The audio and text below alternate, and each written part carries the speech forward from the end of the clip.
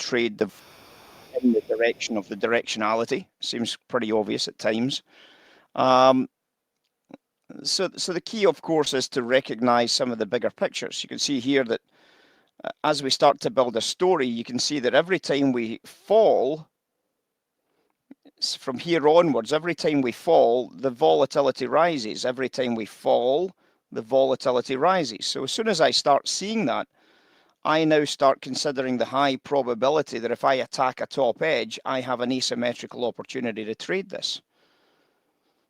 And again, you can trade it from just a max VAR point of view, or you can trade it from a price action point of view. So you get the idea that this is probably going to break sell side because of the way that this is evolving here and the way that this is evolving here. And then when it does break sell side, you can see it's very volatile on the sell side. So that's correct. That's what it should do. Well, it's interesting because at this point here, the change takes place, doesn't it? Right there.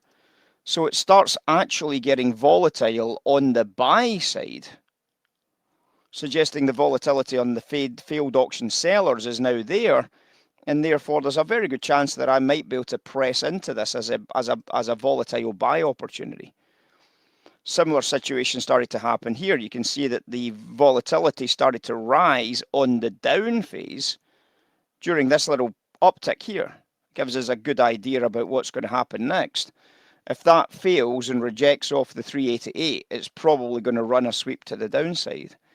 And it does run a sweep to the downside phase there. I mean, it's a pretty good outcome, actually, in terms of trying to find some of these consistent type trade ideas. Now, they don't all break nicely in terms of volatilities, of course. I mean, that's the way of the beast, of course. And, you know, obviously the idea is to try to find whether the volatility is on the buy side or the sell side. And it's always just about tracking it to try and see where it is at. You know, that's all that's important, is tracking it to see where it's at.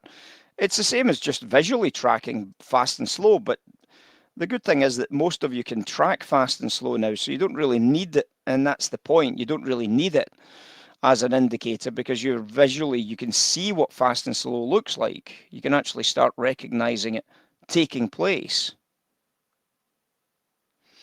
And, you know, and again, I'm very reluctant to just add things that, you know, are just adding things for no particularly strong reason. I would rather add things that actually are different from what we've got, that explain a part of the story or explain part of the classroom that we haven't maybe explained yet, or maybe we have, we're needing to explain in a little bit more detail.